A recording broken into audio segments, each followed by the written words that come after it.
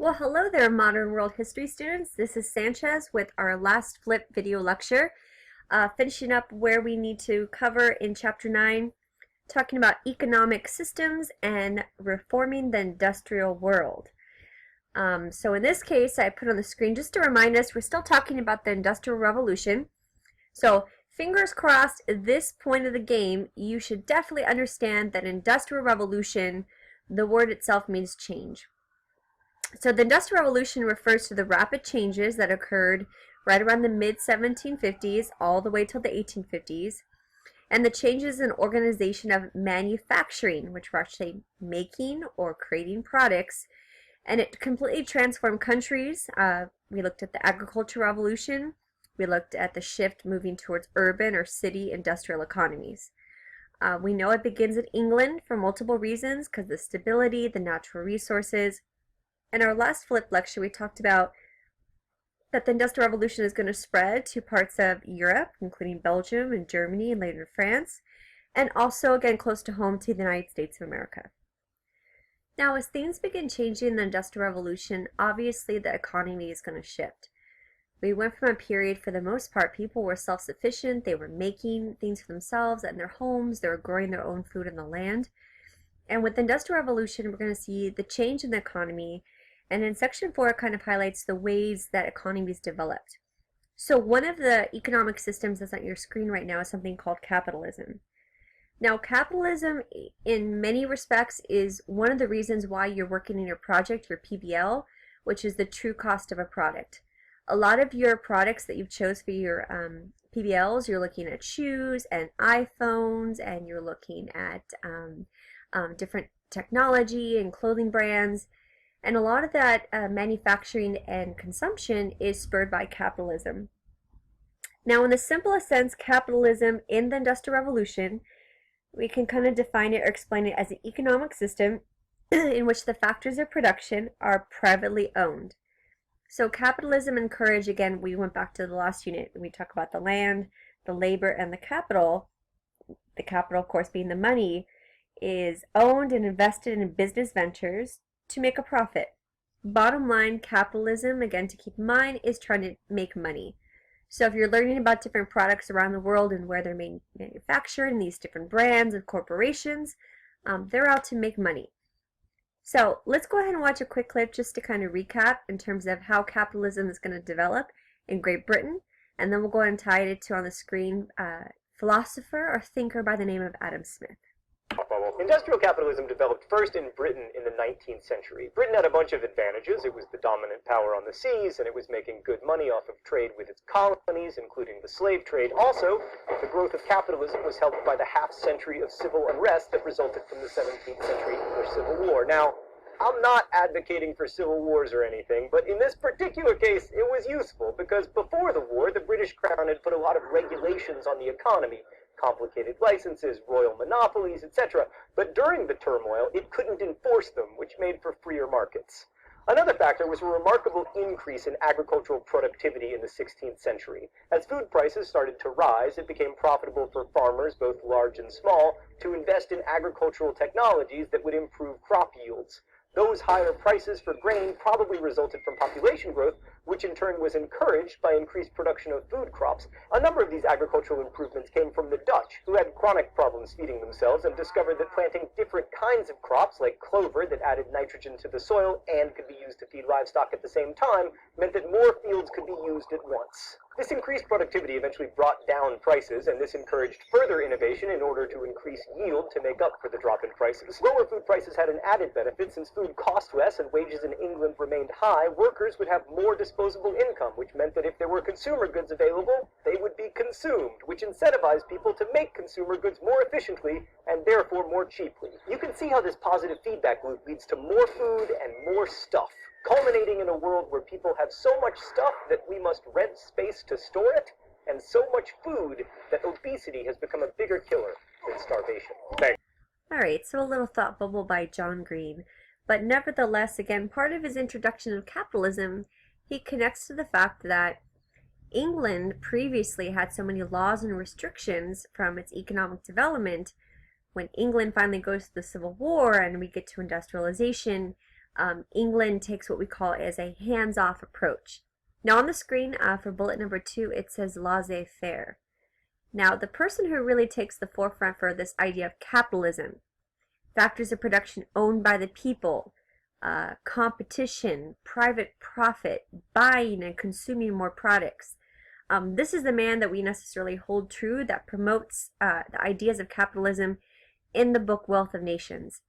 Now in this book he basically spells out that he emphasized that the economic system should be for profit, which is making money, and private ownership.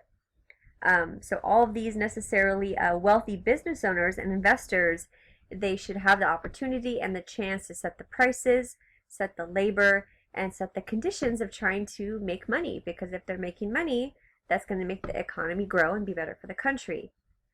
So we know in the Industrial Revolution, for the most part, factories could do whatever they want. There wasn't necessarily a lot of government involvement. So for example, in class we talked about previously the negative impacts of nobody making rules. There was unsafe working conditions in terms of using the machines. We had issues of child labor. We had the issues of long working hours and no fair wages. So when you necessarily go into a capitalist system, there's not as many rules, and you take that laissez-faire, and laissez-faire, just to clarify, it's a French term that literally translates to hands-off. If you take a hands-off approach, yeah, businesses are going to do what they can to cut costs and overall make money for the economy. At the same time, that's going to come with a cost. And as you guys are discovering, there is a cost to this sort of capitalism system that we enjoy today. The United States of America, we operate for the most part on a capitalist system. We encourage, again, the spirit of competition. We tell you to work hard. We tell you to get an education. We try to tell you to go out, build a life for yourself, buy a house, have 2.5 children. You know the story in this case. But during the Industrial Revolution, we already know that many workers, they worked in poverty and they had these unsafe working conditions. And a lot of people in the Industrial Revolution questioned if capitalism was the best system to operate to help the people. And so really that's a question you could necessarily write a whole argumentative piece for today, and maybe even in your take action piece for your project. Is capitalism working across the world? The United States of America, that's one of the reasons why we're a very rich and powerful country. We have thrived with this economic system. But many countries around the world are struggling to make this work. So in the Industrial Revolution, we talk about there's responses to capitalism. If this is the system where government stays out and business is running the show, and we see corporations develop and we see stock shareholders making money, the question is, what about the little guy? What about the person working in those factories? So there's a couple of responses or reactions to capitalism in the 1800s. The first one is something called utopianism. Utopianism is the basic idea is people work and they live together, sharing all the goods and all the property. So in this case, those factors of production, they're not individually for the individual person. Usually utopian communities were alternative societies based on, cooperation and sharing is caring. And a number of these communities were founded in the United States, going back to our own history books in the early 1800s. Because in the last lecture we talked about that the Industrial Revolution will eventually spread to America, and will also adopt this sort of system of factories and machines and technology. In utopianism, most were formed by small groups of people in rural or sort of countryside areas, and they didn't last for that long. But a few, somewhere in central part of the country, like Iowa, were sizable, and they actually existed for some time. So utopianism, it's kind of modeled after, it's kind of the perfect living space. The second one on the list is utilitarianism, which also believed that the government should step in, and in some sense we should try to do the greatest good for the greatest number of people. Government has a responsibility to try to step in. We should share the factors of production, and that way everybody benefits from this economic development. Another response to capitalism on the screen is something called socialism. Now, socialism has been very relevant lately in light of the recent election. Because in the simplest sense, socialism is the economic system where the factors of production are owned by the people, at least in part, and they're used to benefit further all. For the most part, socialists, again like the last set, they're going to believe that capitalism was causing some of the major problems that we have in the world today.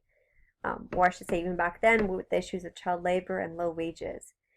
So socialists kind of believe that people could work together to solve these problems and plan for a more fair economy and make sure everybody sort of gets their fair share.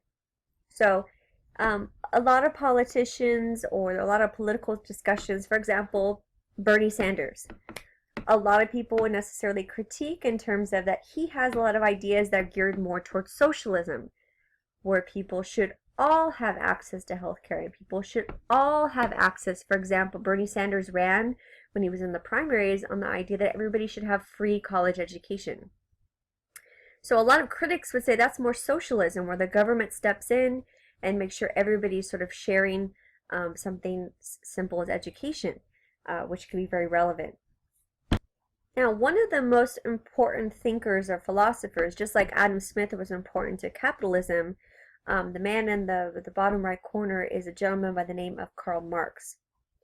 Now, Karl Marx is definitely going to observe what he sees in the Industrial Revolution and says government should step in, no doubt, socialism, but he's also going to write in his book, The Communist Manifesto, that eventually we're going to get to a point not only just government steps in to help, that we the people, or we the workers, should actually take control of all the factors of production.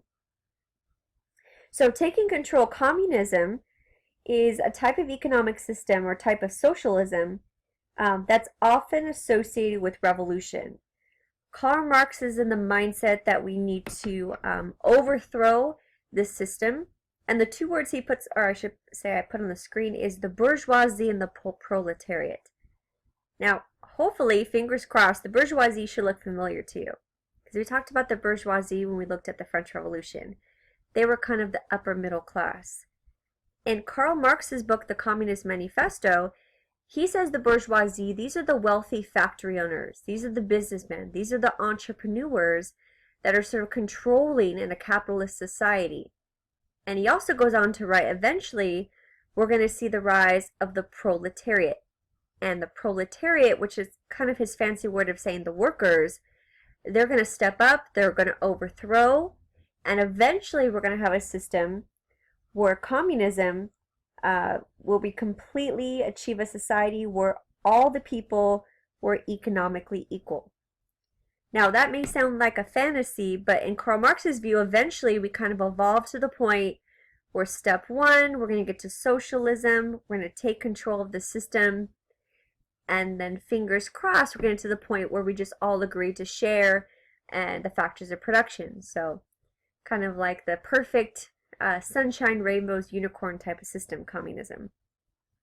Now, you've probably heard communism before when we talk about Russia, or later in the year we'll talk about the Cold War, or maybe leaders like Joseph Stalin, or maybe Fidel Castro communism. But the communism that this guy Karl Marx writes about in his books isn't the communism we see today in sort of more recent modern times. Communism today has been kind of twisted and morphed, especially when we talk about Russia and next semester, Joseph Stalin, to more totalitarian, where a dictator sort of takes control and rules things. But Karl Marx's original thought is communism should be about the people, for the people, by the people, and eventually we're going to have this sort of revolution that takes place and kind of spreads across the globe. All right, that being said, I want to wrap up here, and on the screen I just put a couple reminders in terms of when you're thinking about Karl Marx or you're thinking about Adam Smith, just like you're doing with your project, I want you to think of overall the Industrial Revolution impact, whether it's pollution or transportation, communication, or again, even social class divisions like we saw with Karl Marx with the bourgeoisie or the factors of production. Think about that in terms of the impacts, whether it be positive or negative, and then of course how we apply that to what we see capitalism and these ideas of socialism applying for today. All right, folks, look forward to seeing you in class, and good luck on the quiz. Make sure you annotate your notes.